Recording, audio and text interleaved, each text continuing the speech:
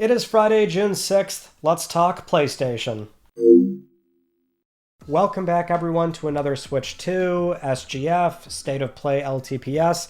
There's so much going on, and there's so much more to come, obviously, because we have SGF later today, and then we have the Xbox Game Showcase on Sunday, and then the Death Stranding 2 presentation on Sunday. There's still a lot that needs to happen this weekend, but we'll still go over some stories recently. So first up, a very brief reminder for the PS Plus Essential June lineup, which is now live on PSN, so you can claim those games. And we'll just also tie this together here, but we had some PS Plus announcements from Sony's recent State of Play as well. So they've done this the past 2-3 times now, where they'll call out not only classic games, but some day one launches as well. We already knew about FBC Firebreak from Remedy, so that's still launching in the PS Plus, but we also have Sword of the Sea, which is launching into the game catalog on August 19th, so that will be for extra and premium members. And then for the PS Plus Classic announcements, they've announced a handful of games for the next few months. That would be Deus Ex, the PS2 game that's coming this month, so you can expect that on June 17th, and maybe there will be more games. I'm hoping there's more than what they've called out here, but you've got Deus Ex PS2 this month, and then next month is Twisted Metal 3 and 4 for PS1, so that'll be in July. And then you've got Resident Evil 2 and 3 PS1, and that's summer later this year. I would assume that's August. I don't know why they're not saying that exactly. The only thing with the RE games is that that's Capcom, and we've seen with prior Capcom classics through Premium that they paywall those behind Premium. They're not a la carte right away to buy if you want to buy them without a Premium membership. Not sure if they'll do that again this time around. And also more noteworthy too is that these games don't have trophies. I don't think there's any Capcom games with trophies on PlayStation Plus Premium. So that's kind of a bummer, but I don't know. I'm hoping that there's maybe more there, and also there's just extra games on top of the ones they already announced.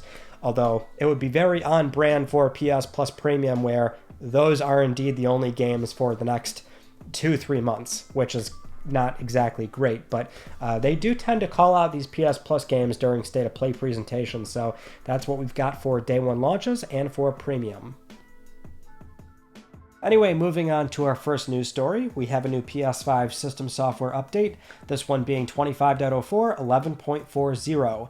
And this one initially doesn't seem to do a whole lot, because there's only one item on the changelog, which ironically, if you remember from the last PS5 firmware, I very jokingly pointed out that almost always on every PS5 firmware, there's two items that are on the bottom of the list: improving system performance and improving the usability on some screens. But for some reason, they left out that last one on the firmware. I just thought that was weird and funny, and it's like, oh, what's going on? Did the engineers make a big goof? They can't put that on there? What's more hilarious, though, is that this minor firmware has that one item. It's the only item on there.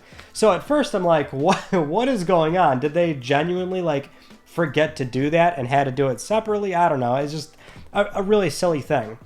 What's actually happening is that Sony did fix something very sneakily in this firmware, which is the micro-stuttering issue for VRR displays playing with VRR enabled. So for some folks, you might not even notice this, but it's been going on for about 6 months or so.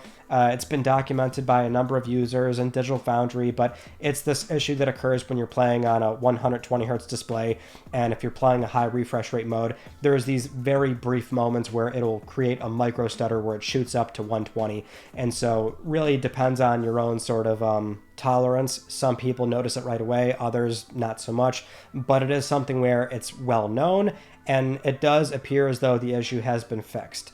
Not only are people validating this themselves, but SIE did send a statement to Digital Foundry, and they themselves confirmed that the issue was fixed. So it's always a good reminder, though, that it's great to have them finally fix this, but when you see them do it with this firmware, and it's very innocuous, you would have never known that otherwise, right? It's always a good reminder that when we laugh at the whole improving performance or usability on some screens, and we always wonder, what does that even mean? Almost always there definitely is something behind the scenes that is being fixed, addressed, or changed, and oftentimes it is indeed for the better, even if it's not that qualitative and you can't really notice it. In this case, it is quite noticeable, though.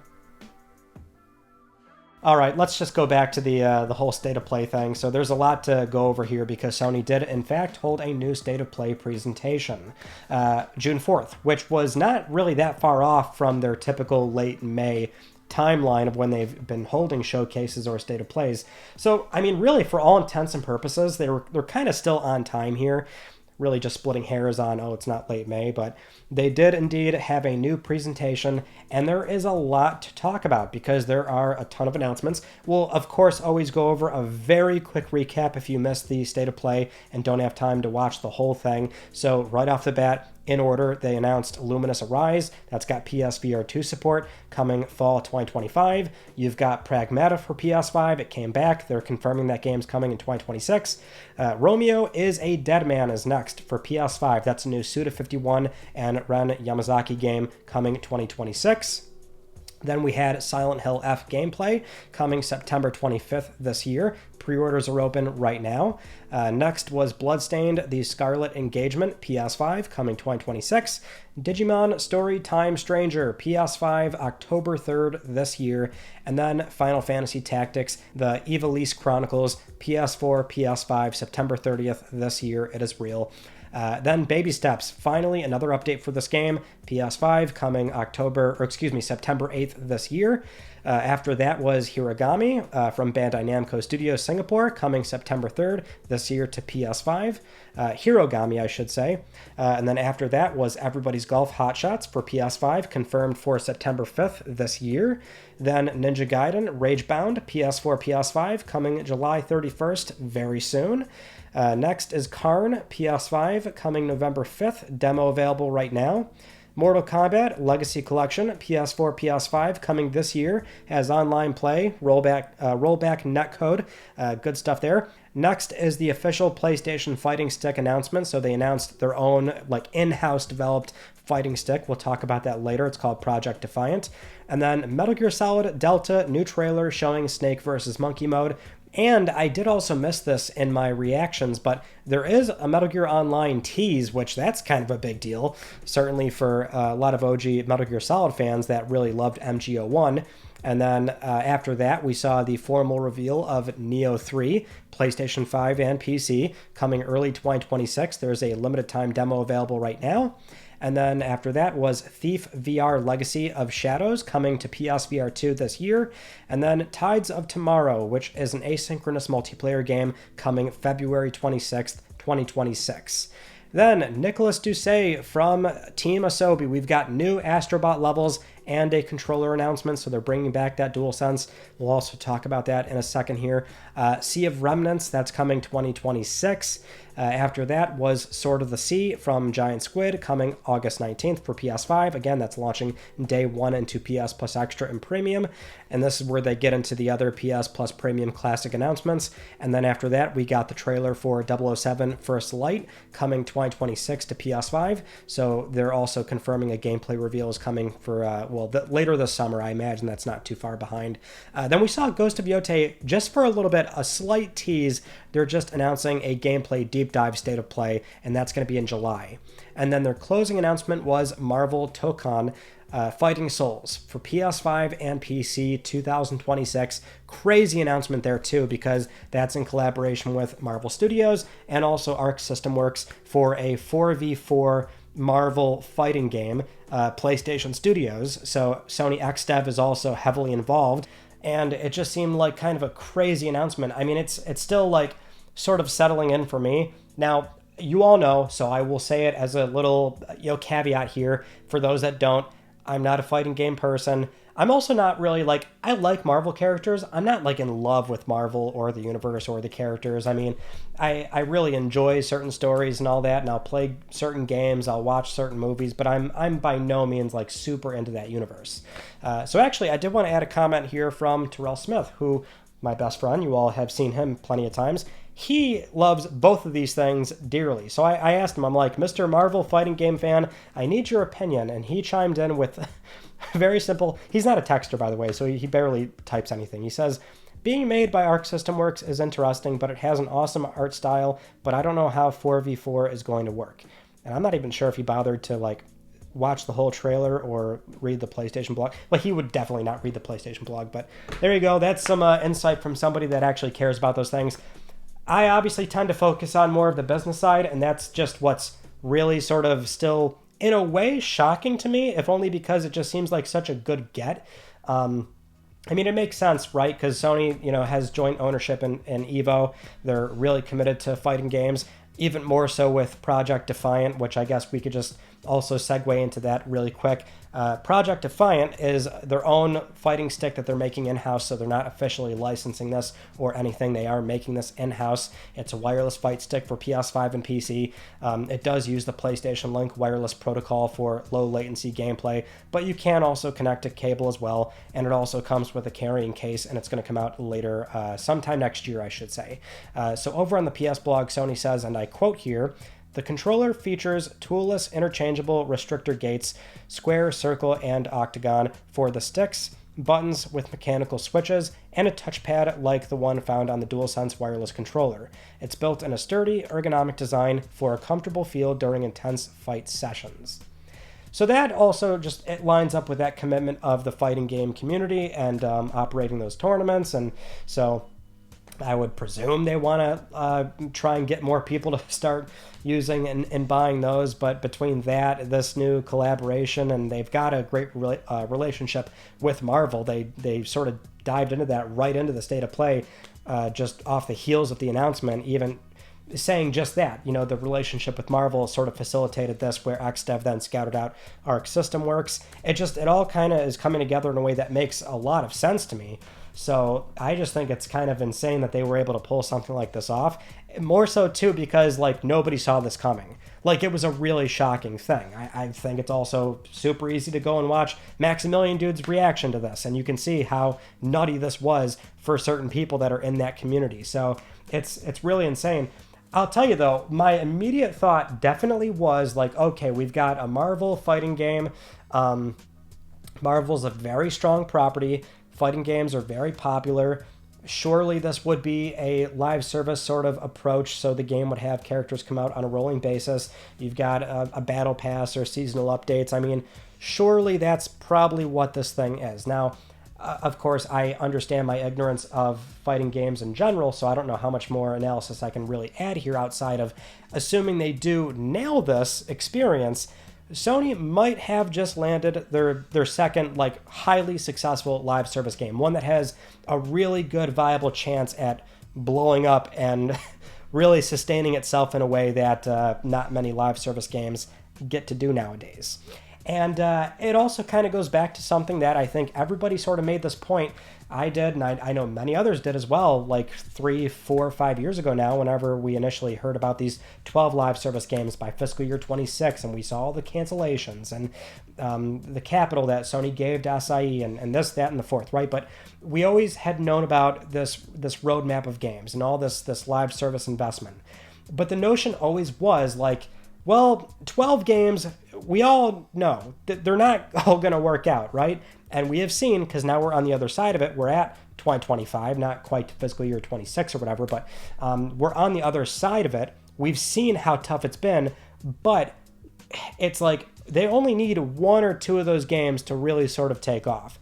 Now, Helldivers 2 has done very well. John made a good point on Click R3, where it's even though Helldivers 2 is doing well, that game might not have really sort of offset the level of investment that they put into live service, right? So they might need a little bit more here.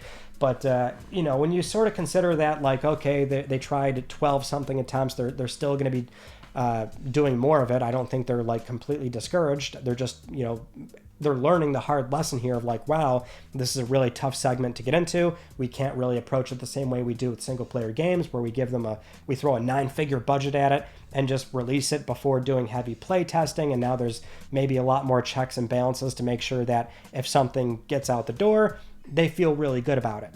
So they've got maybe number 2, right? It's tough to say. It's way too early to say. But I think they're really well positioned for a game like this. Highly dependent on how well it ends up doing, but that's sort of how I feel about the whole Marvel thing. It's that is insane for sure. Anyway, moving on to some more details from the state of play that we can clear up. Astrobot is indeed getting 5 new levels on July 10th, which it sounds like they're just dropping all of them at the same time, so it's not going to be a week-by-week thing, but there will be 5 new levels dropping July 10th in the Vicious Void Galaxy level. They actually did name what the levels are called, but they didn't name the 5th one, which is interesting. They're actually teasing this a bit, where we do know special bots are back in. They're, of course, a key part of the game, so Atsu from Yōtei is one of them, but they're not going to reveal what the other ones are, and they're also saying that something special is going to happen if you finish all the levels. So hoping for a very cool nod, reference, maybe something that we were hoping for from the base Astrobot experience, but there's that. Also, the Astrobot DualSense is coming back. There's no details as far as when that's happening, but it looks like it's the same standard controller with a slight change, and that is the Astrobot eyes on the touchpad, where now he's happy. So he's not just a neutral position. He does look a little bit cheery to be picked up and played, which is very, very cute. But I'll tell you, I mean, there's very few games where I am totally fine with the studio going back and messing up my platinum, messing up my 100% trophies. If they keep doing this for the foreseeable future, and they also end up shipping another game eventually, that's fine with me. Very few times I'm okay with it, but Team Asobi does have my blessing. Not that it really matters, though. Now, the one other thing we can mention from the state of play is the Ghost of Yōtei announcement, which it didn't feel out of place, because they do this a lot for some reason. Like, again, they call out PS Plus announcements or remind people about day one launches or classic games coming in, but they do also, at times, want to associate a big game with, like, the understanding that you're going to get a state of play for that game in particular later down the road. So I feel like some were like a little upset to see Yōtei, but they cut it off there, no gameplay or anything. But they have done that before. I guess it's weird that they didn't do a standard trailer that maybe was a little bit more dressed up and then letting people know the gameplay is coming later. But in this case, yeah, it was a very slight tease. You're getting a deep dive later in July, which I think is also fine, at least to know that, hey, that's when that is coming. If anything, we very rarely get that sort of courtesy outside of state of play presentations, so you don't have to be left in the dark for this game. You'll know full well that by July is when they're going to be doing a lot of talking about that game. Now, we should also mention that for that Nioh 3 demo, it's only available until June 18th, so it is limited time. So you just might want to, if you're interested, download the game, try it out before it does go away. Not sure why it's limited, but I'll tell you, it's pretty surprising to see Nioh 3 already get announced, and it's seemingly coming out very soon. It seems like Sony's got a great relationship with Koei Tecmo and Ninja Theory, because we saw Rise of the Ronin, which that was considered a PS Studios game. I'm not really sure why Nioh 3 is not a PS Studios game. They did not put that banner associated with it right up front. Maybe because it's not in this case, it's shipping on PC day and date with the PlayStation 5 version in early 2026, whereas we saw with prior Nioh games, both 1 and 2, those were PS4 exclusives until a few months after for the PC version, and then also like the PS5 version as well, but not really sure exactly what the conditions of that agreement were, but Sony did seemingly just pad out that early 2026 window, because that is kind of the conversation in the aftermath of the state of play, is that we're still missing a lot of first-party announcements. Where's PlayStation Studios? While this is not a PS Studios game, it is, by every metric, a console exclusive that still has some heavy PlayStation association. So you've got an early 2026, I would say, semi-high profile game that we should be expecting not that far away. Like, the year's already moving pretty fast when you start to look at it. Okay, let's get into what was not announced at the State of Play, which I'm not sure we have to spend much time on this because Summer Game Fest is later today, so it's like we'll probably see these things fairly soon, but I can't at the time of filming talk about them because I don't know that they're there for certain. But we can just very quickly say that it seems like RE9 is probably going to be revealed there. So we had a lot of reports from Screenfire Germany, MP First, then Nate the Hate, Dusk Golem, all saying that, yeah, this game's going to be announced this weekend or sometime this week. It did seem natural to think, okay, maybe the State of Play, Sony and Capcom are very close, but and not to say State of Plays don't attract a big audience, but typically the Jeff Keighley stuff is going to be seen by more people, so maybe that's what would happen there. Same goes for this other big update for this God of War game we're expecting. So again, we're not going to spend a lot of time on this, but it does appear as though we will maybe see this game soon as well, which we're now hearing that it's a God of War sort of 2.5D Metroidvania style game. So we heard about this from initially a brand new recent era user, or at least a relatively new user, where they revealed that this game is basically a cross between God of War and Blasphemous, developed under supervision from Sony Santa Monica, but it is set in Greece before Kratos is a god, and Deimos will be in the game as well. So we initially heard that. Then Tom Henderson from Insider Gaming really elevated the story here, so a lot of people probably saw Tom's tweet, but they described the game as,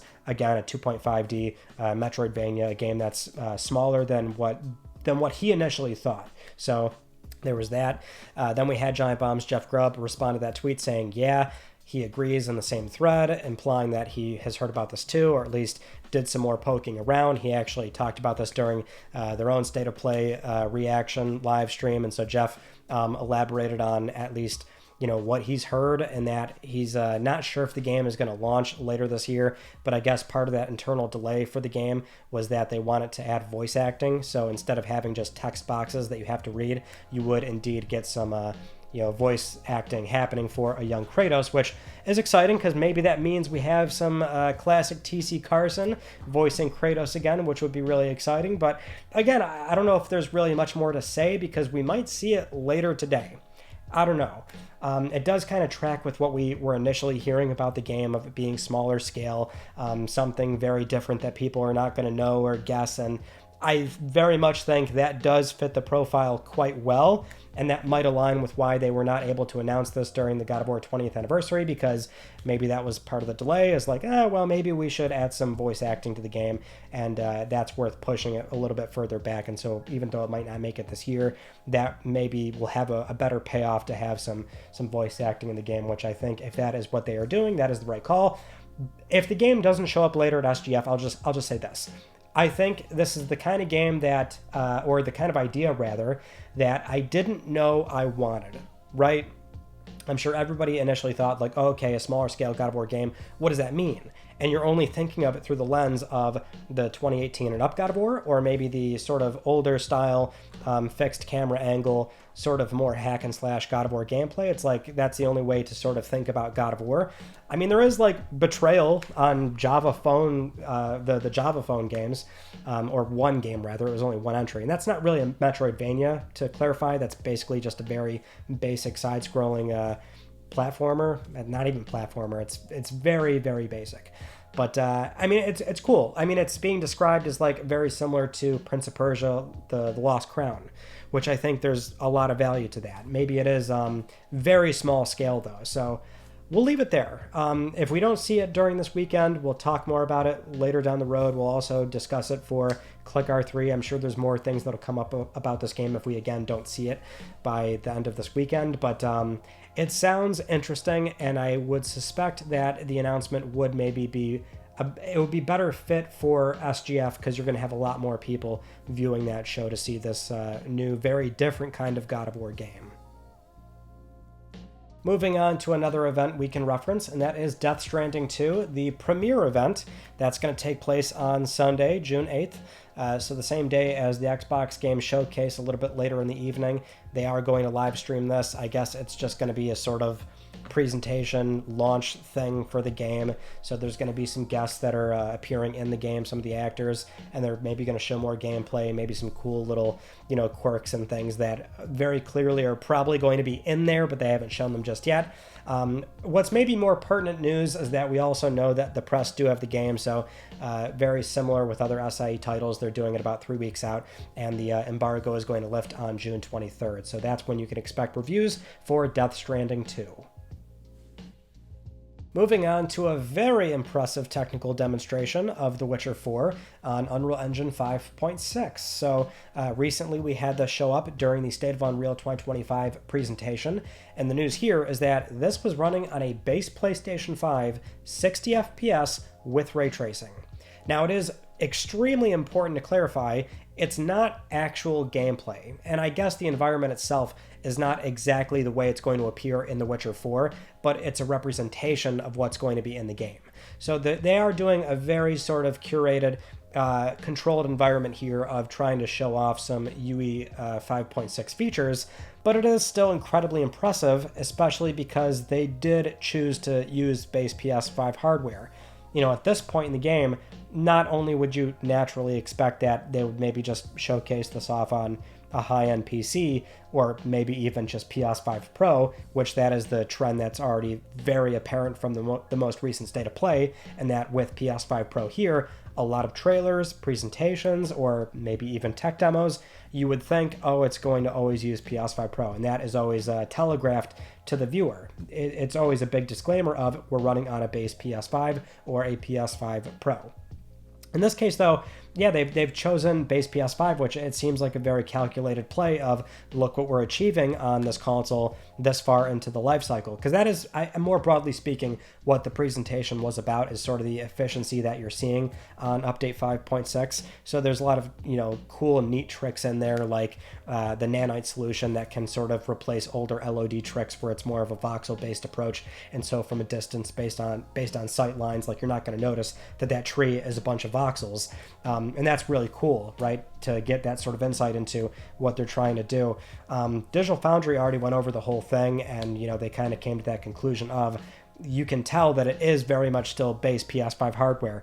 It's like a sort of low-res 1440p-esque image upscaled from that point on, so it's like you can sort of cherry-pick the issues that are in that tech demo, which, if anything, is really a better way to illustrate that it was genuine footage on a standard console. And that's good, especially because we're also just seeing a lot of UE5 games not really run that great this generation, especially on console. So yeah, it looked very good. I mean, almost always you see these like big milestone tech demos on new PlayStation hardware, but to see it this far down the line into this console cycle and see some improvements, it's encouraging.